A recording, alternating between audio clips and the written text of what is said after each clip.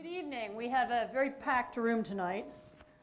So I don't want to have an echo. I'm Ann Applebaum, and I run the Transitions Forum here at the Legatum Institute, and I'm really, really pleased tonight that we are launching this paper, which you can all pick up outside, The New Authoritarians Ruling Through Disinformation.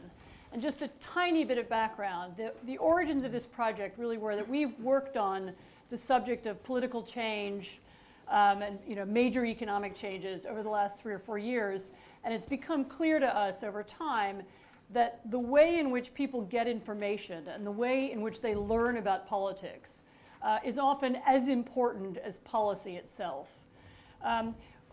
Starting from that observation, we began looking at different countries around the world, looking at how information was transmitted.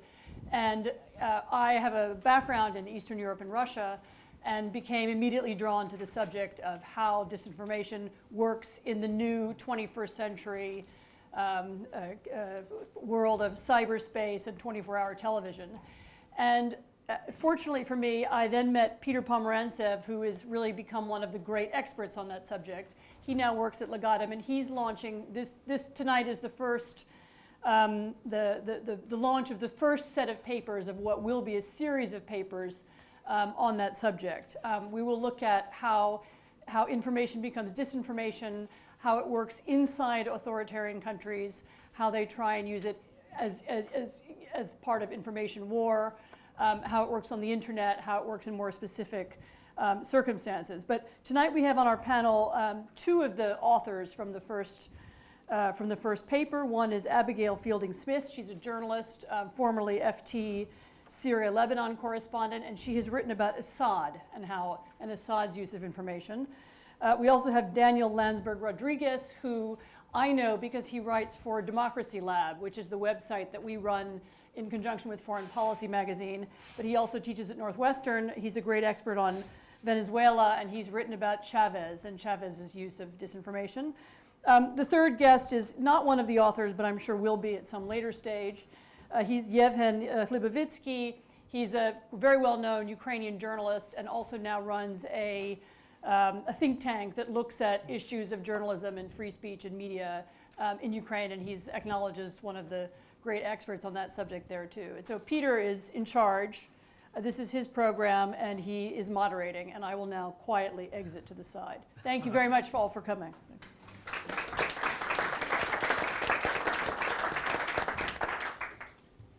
And thank you very much. Is this on? Can you hear me all right? Okay, good. So this is the first of really a year's worth of research papers, think tank sessions we'll be having. It's the official launch, even though we've been having a couple of small events. And the premise can be summed up in one cliche. The information age might be mutating into the disinformation age. We've all been working in silos. I've been looking at Russian propaganda a lot. Someone like Abby has been looking at Syria. Other people I know have been looking at ISIS. Beyond that, China's 3 warfares. Other people, of course, look at the problem of disinformation in the West, which is also an issue, and there are strange and interesting echoes. And suddenly I realized, let's try to bring all these currents of thinking and analysis together. We'll be looking at information warfare, how to respond, how to create a sort of a hitchhiker's guide to the disinformation age. And this first paper is specifically about how, and already the name is quite controversial, the new authoritarians or the illiberal Democrats or the authoritarian-minded leaders of the world have learned to use information and propaganda in more skillful ways to befuddle their own populations. I think that's how we're going to define propaganda today, the art of befuddlement, which is how Walter Lippmann defined it. So what's been interesting about this publication is that there's a piece about Syria, a piece about Venezuela. 2 of the authors, sadly, because they're very busy, couldn't be here today. One is about China, another one is about Turkey. And I'll just very briefly sum up this sort of the cross-cutting themes that emerged out of these regionally very, very disparate situations.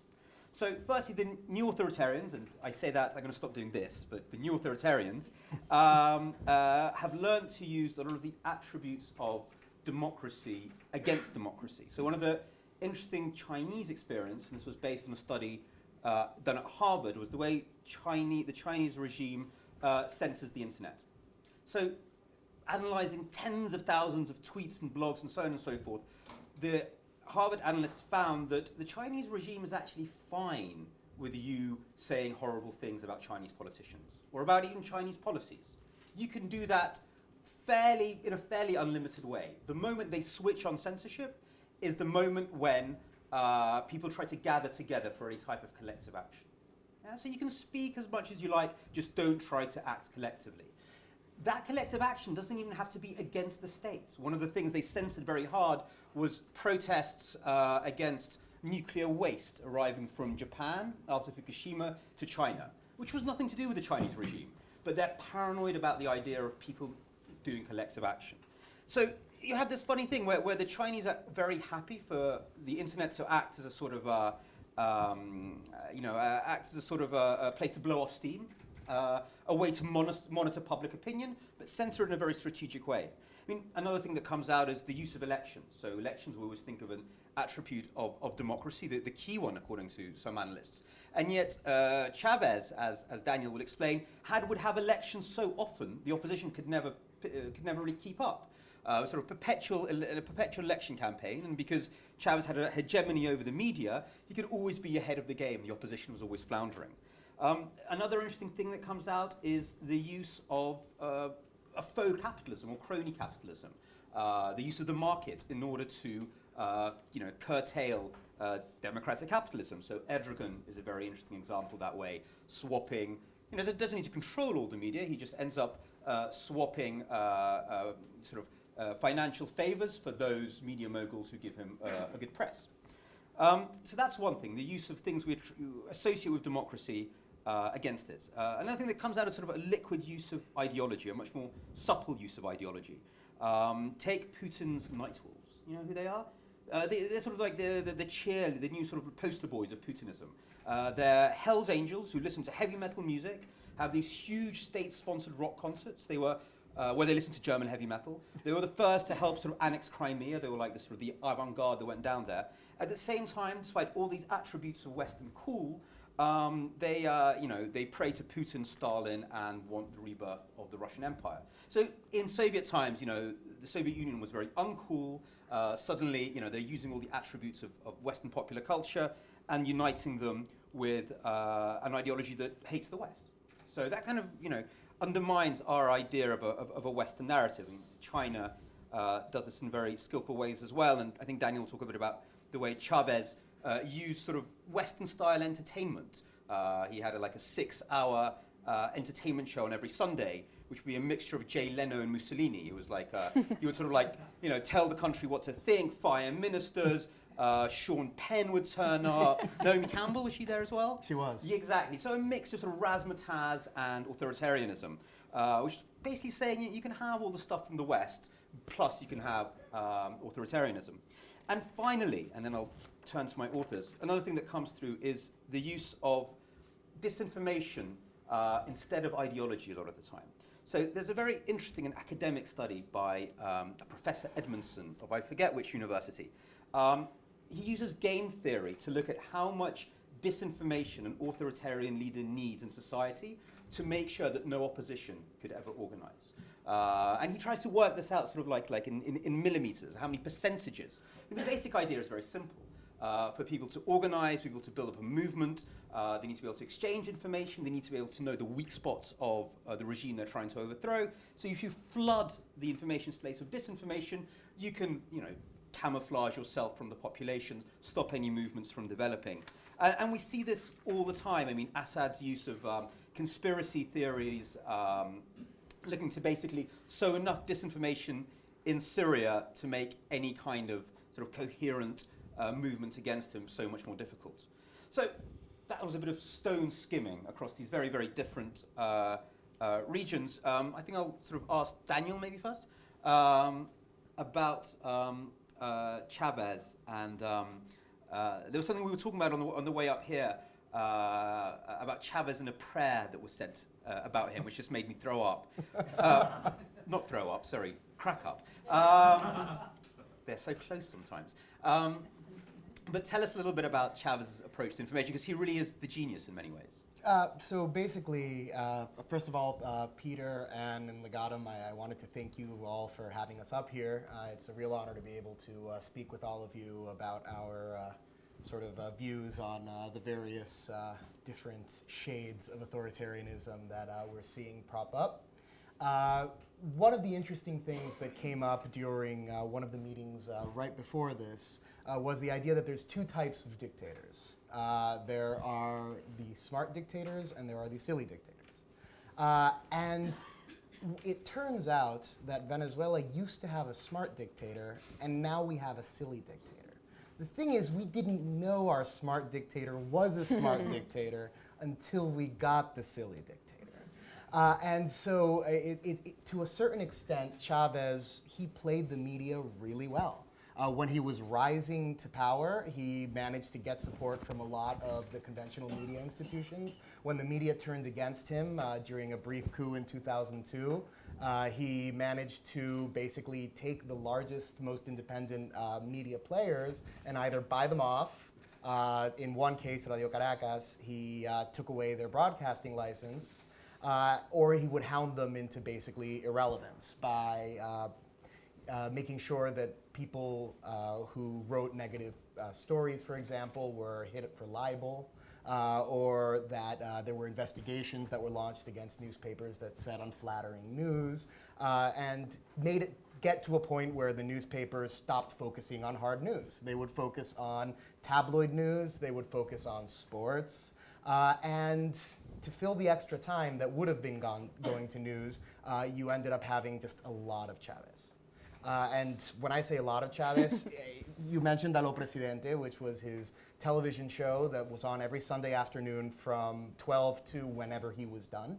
And it would be filmed in some part of the country. There would be guests. They would Skype Fidel. He would sing. It was the one time that Venezuelans, really in recent memory, had been able to see governance in action. And what was crazy was there was a reality show feel to it, because you had no idea what Chavez was going to say. He might fire a minister. He might send tanks to the Colombian border. He might decide he was going to change the flag. And you didn't know. So it was like a reality show, but your country might change completely as a result. So it's not like, oh no, my favorite Bachelor contestant is gone. It's like, oh no, we have a new flag. So that was something that was very enticing to a lot of Venezuelans, even those who didn't like Chavez at first. This was the first time that governance, which had often been behind closed doors, was now out in public. Chavez thrived on the spotlight, not only through Aló Presidente, but also through cadenas nacionales, which are basically, there's a law in Venezuela that the private channels have to show the president during emergencies, theoretically, right? So if there is a flash flood or a State of the Union speech, that's the theory. But in practice, it was whenever he felt he had something to say, or there was a parade that he thought people might enjoy seeing, they would suddenly be on every channel by law. And that made, obviously, any sort of programming schedule very difficult for private media, which did not help the relationship between the two. What's changed now, which brings me to the prayer, is the fact that Maduro, his successor, is not as charismatic or as comfortable in the spotlight. He's not particularly fun to watch. Chavez wasn't a great singer, but Maduro's just a bad singer. And he doesn't feel that he can woo people the way Chavez did. A lot of times, Chavez on camera, he would be explaining away mistakes that had been made in very creative, almost fun ways that no, you would never actually believe, but the fact that Chavez was telling them was entertaining enough, and it actually set the agenda for the next week's news cycle. So yes, we had a blackout, half the country went dark, an iguana had actually broken through the mainframe, and there was a colossal blackout countrywide because of that crazy iguana.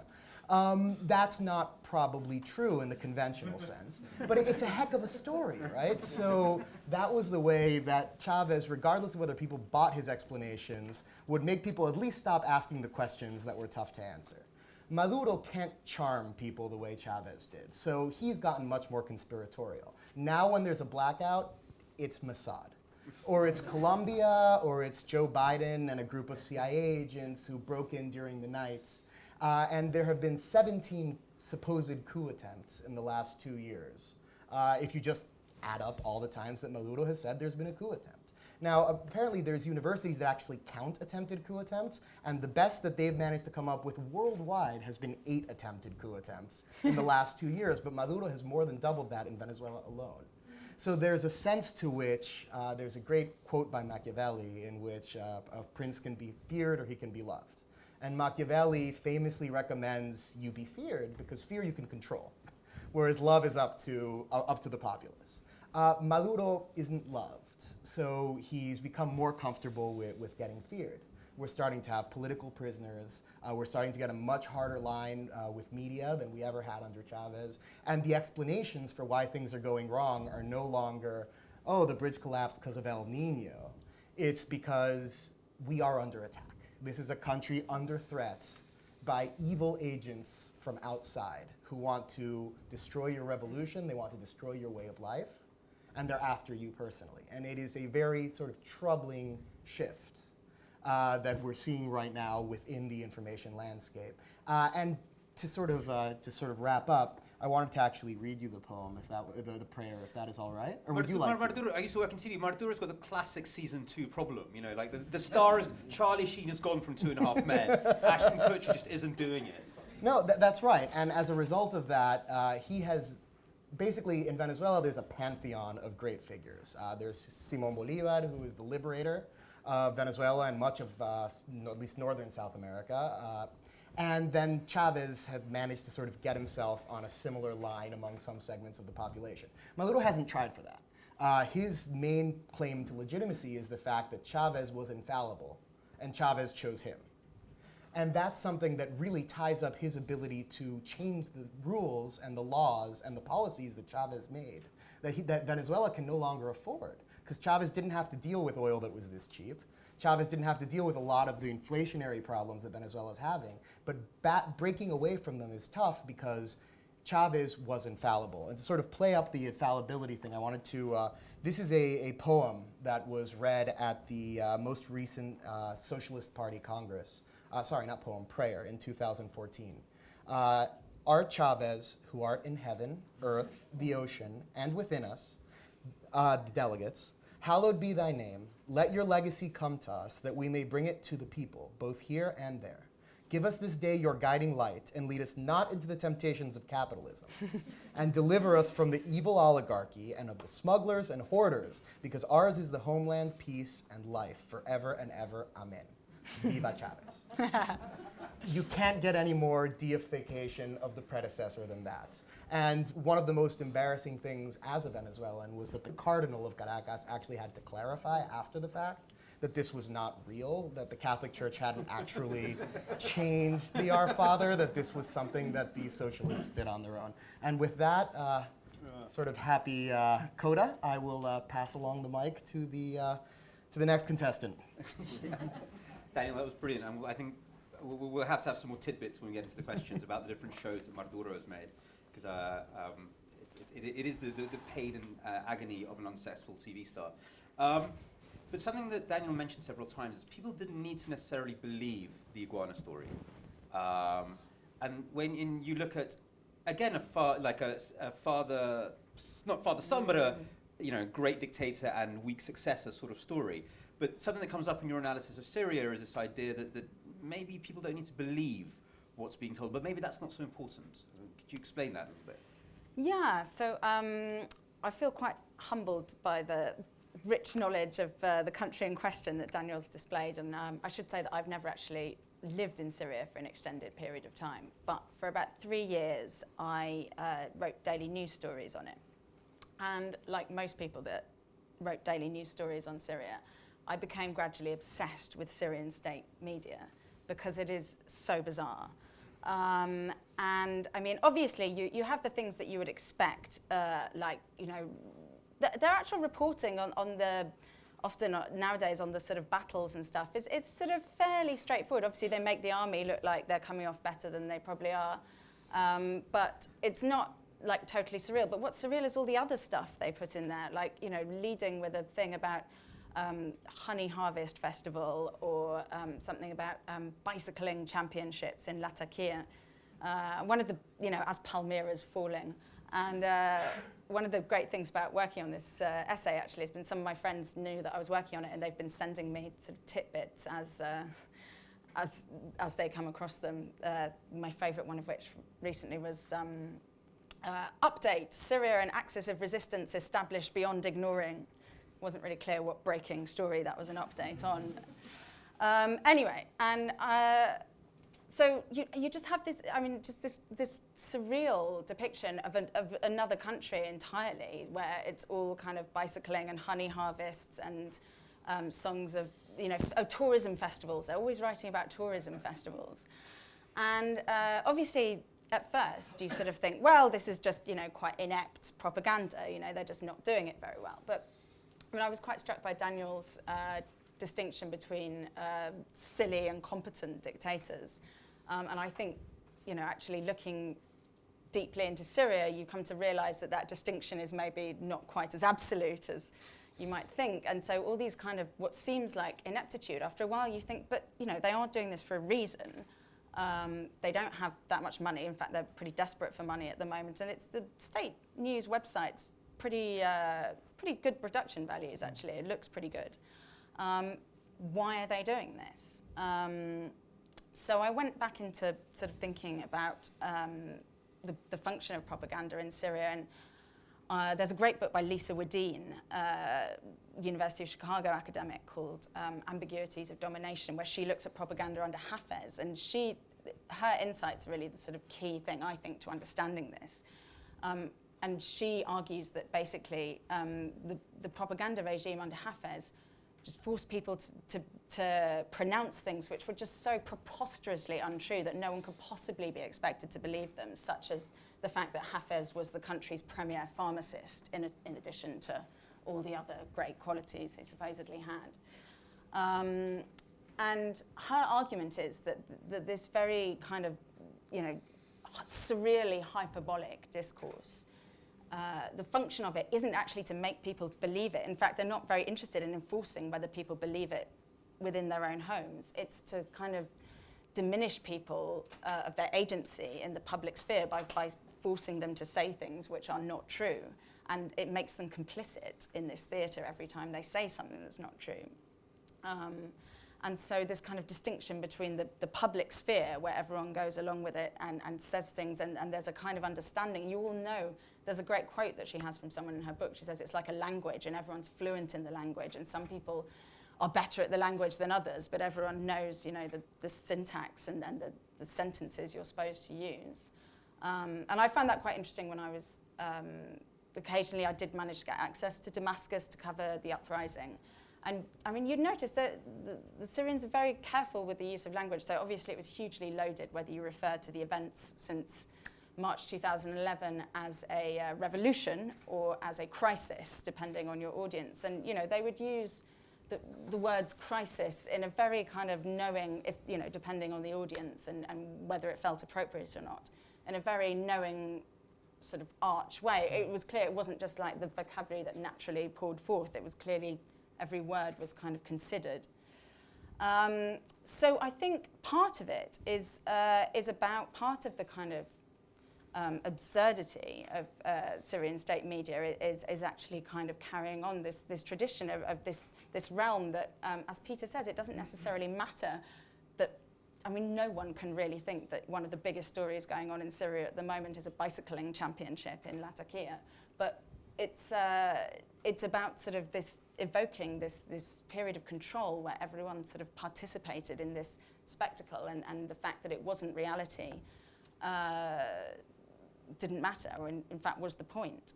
Now that's not to say that the regime isn't interested in certainly what its supporters think, and actually sort of influencing their thoughts as well.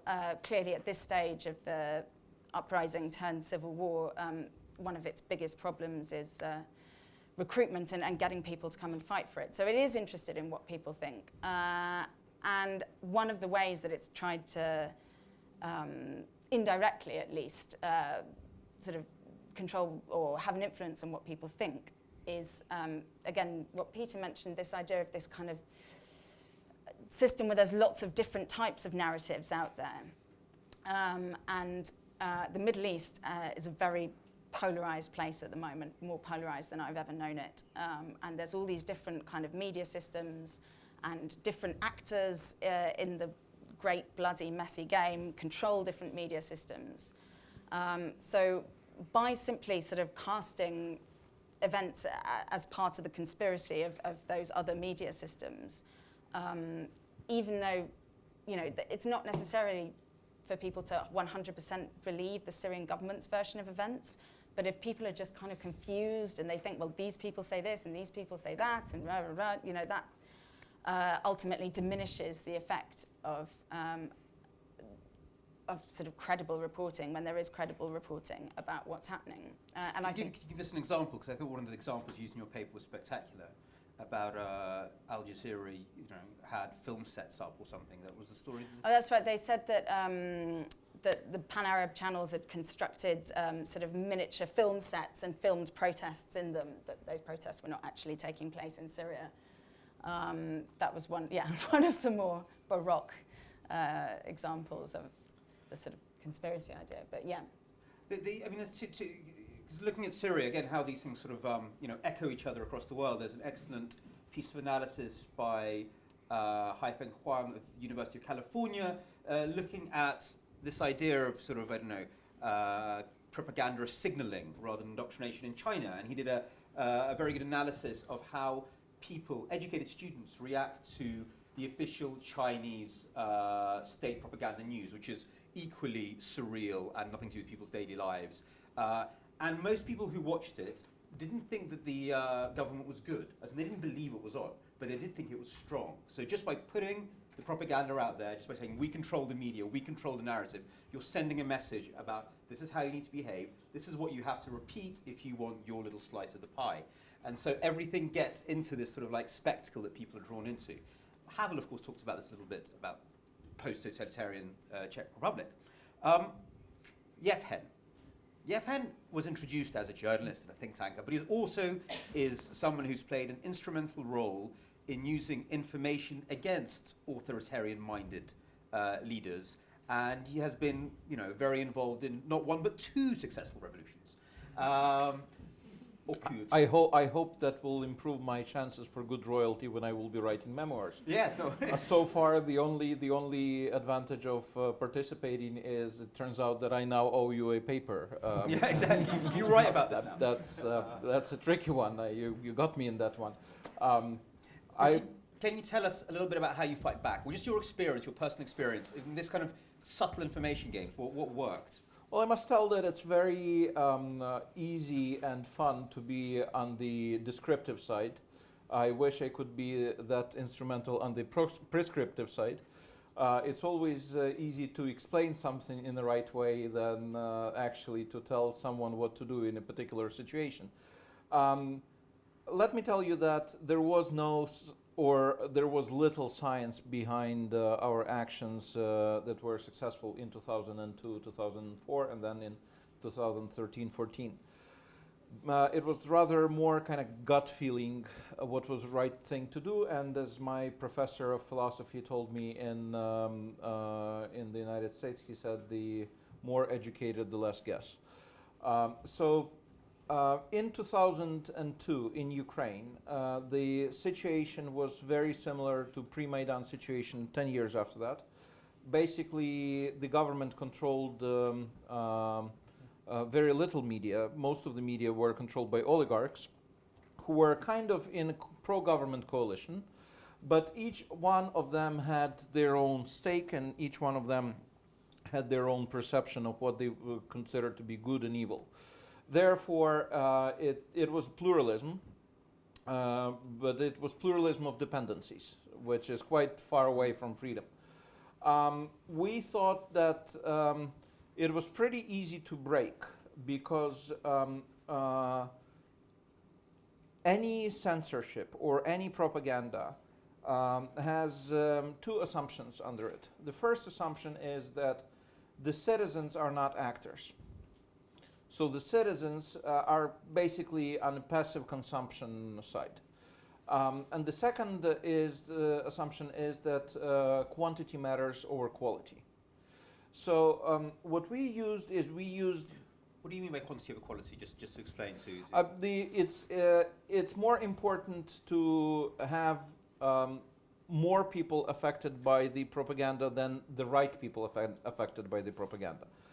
So what we assumed is that the society is diverse and not homogeneous. It's heterogeneous.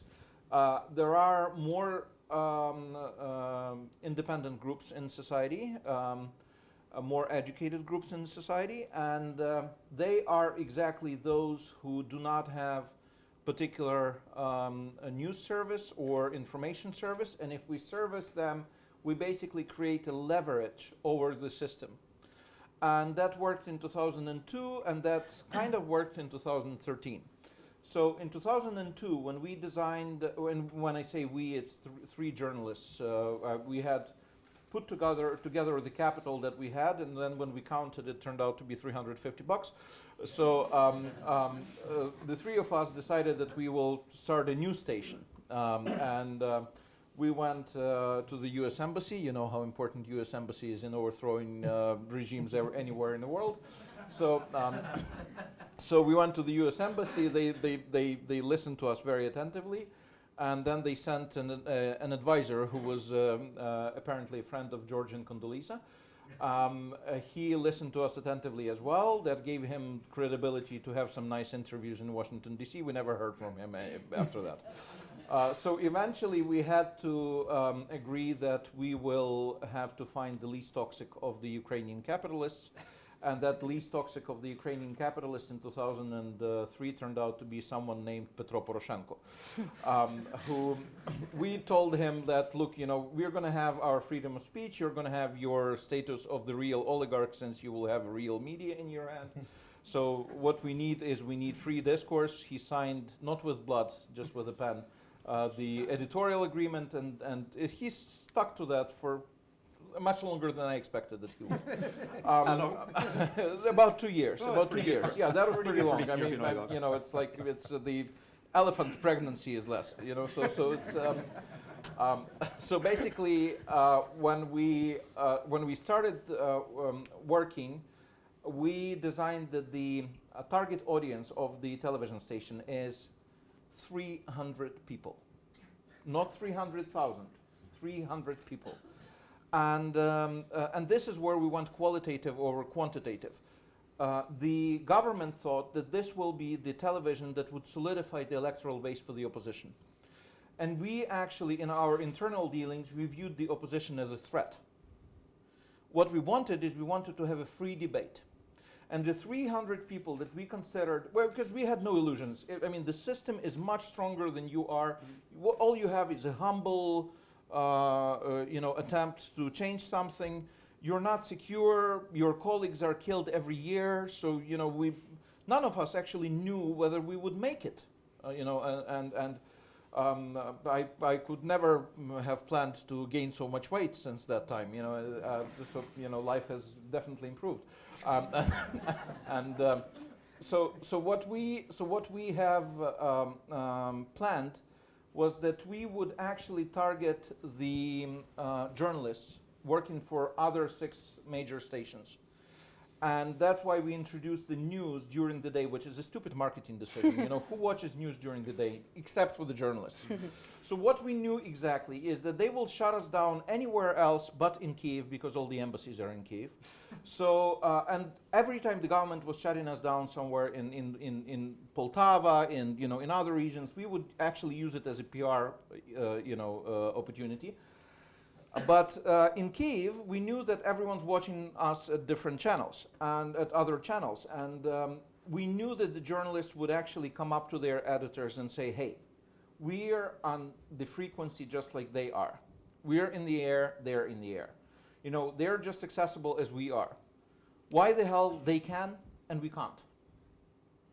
And eventually these people, the pressure was mounting up, and it was mounting up and up and up and up, and the lid went off about 1 month before the Orange Revolution. And Now, I mean, it would be very nice of me, but very dishonest to say that this was the planned effect. We hoped that something like that would happen, but it was lose or game situation. We didn't know if that would work. The situation 10 years after that, and actually, you see, we won the battle, but we didn't win the war. In 2005, when Yushchenko became the president, I myself put a year of my life into working all kinds of working groups and on legislation changing. So I now know all kinds of snoring of bureaucrats, in these long sessions when you discuss the amendments and all that kind of stuff. So if the snore is particularly strong, then it's really something unimportant, but nothing has changed. So in 10 years, the cycle went up, and we have arrived to a similar situation. We have lost freedom. We have pluralism of dependencies, which is actually worse. The journalists who have gone through that cycle have become more cynical. It's easier to buy people. The censorship was actually trying to break people in 2003, but in 2013 it was simply buying them, so there was consent. It's a difference between rape and prostitution. So basically, in 2013 we realized that we need a more deep institutional change. So Hromadske TV was designed not as basically a leverage that was of particular news type. But Hromadske TV, which was an internet-based news service, was designed as a embryo of the public service broadcast that we would start on a greenfield, basically, from scratch. So we don't have to go through painful reform of transforming state TV into public TV, which is now actually happening because Hromadske TV didn't fulfill this goal. And the reform is really painful. And then we made one mistake. We thought that that Maidan would happen after Yanukovych during re-election would try to falsify the results. Maidan happened 1 year earlier. We went from day one of being in air online to 1 million viewers in less than 2 weeks. Which was, it was overwhelming. Let me tell you a story. I was transiting Istanbul all the time because of my other work for OSCE in Central Asia, and I would drop by the lounge there and try to get on my Gmail, and the internet wouldn't load. So I'm coming up to the administrator and I'm saying, what's happening with the internet, and she just puts that lazy look at at the clock, and she says, "Oh, there's another flight from Kiev. They have that website, Hrske, whatever. They watch it all the time, so they take all the bandwidth." Right. And that was the situation. People were really, they had their eyes glued on Hromadske TV. But then the question is, it's all fun to tell all these war stories, but then the revolutions are over, and if you don't have the institutional following, it doesn't happen. It doesn't work.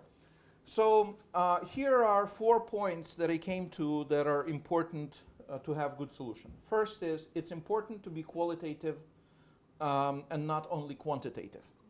And that means that the society doesn't consist of the same people. People are different. And as long as you have a working economy, and as long as you have good education and universal suffrage, you would have people that would actually be different, and there would be different social groups. And once you have a diverse society, that means people don't consume in the same way information. Therefore, you can actually target groups, which is a big important thing. It's not anything new in the West, but it's something that is very new over there. And the second thing is that culture matters. Culture matters big time, because if you look at the institutional solutions, and that's the fight that we got in with Leszek Balcerowicz from Poland a couple of weeks ago in one of the experts meetings in Ukraine. He said, "Oh, it's very, very simple. You just put the right incentives and then lazy people will work." Well, yeah, how? And then the how would have the country-specific response, or culture-specific response, or ethnic-specific response, or religious-specific response. So culture matters. You really have to understand the audience. If you don't understand the audience, whatever you impose upon audience would not work. The third thing is that the planning horizon has to be great. More than 1 or 2 or 3 electoral terms. And that would basically mean that if you have a response to Russian propaganda, then that would have to mean that we have to come to solutions that very often go beyond 1 or 2 terms. For instance, if we want to offset propaganda with improvement in media literacy, that's something that will take probably a generation to do, you know. But then the problem is that from the donor's perspective or government's perspective, it's not tangible enough, you know.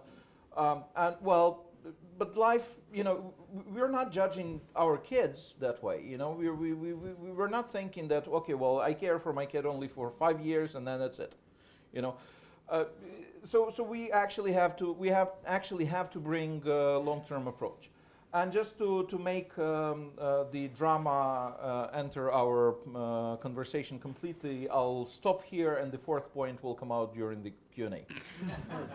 Yeah, and I was going to stop you so many times, but it was so interesting that I couldn't. That was brilliant, absolutely brilliant. And so I love your point that it's very easy to sort of think about it post factum, and then at the time you're just sort of winging it. But it's very interesting that these points like media literacy, investments in public service media. I've been working on an EU project about how to create alternative Russian language media in Ukraine, Moldova, and so on and so forth. And something that came through, kind of bubbled through, that in 1991, that's sort of the collective West, we kind of pulled all our funding for BBC Russian or BBC Romanian and so on and so forth, when actually we should have been quintupling it. Because what's happened in those countries, and it's not just to do with Russia, is that the media debate and thus the public discourse has disintegrated into conspiracy, oligarchical power. You don't need it because you're going to deconstruct the second runway in Heathrow, so you don't need it well, anyway. Exactly. We switched off, and there was a very naive idea that we'll privatize it, it'll be fine. And actually, I think we now realize that journalism is as important, or as nurses, and we need a sort of an NHS for journalism. Thank you so much, all of you. As I said, this is the launch of a year-long process. So come to our events, continue all these discussions, and we'll hopefully get deeper into them. And by the end, we might have an answer to your very important question about what to do about all of this.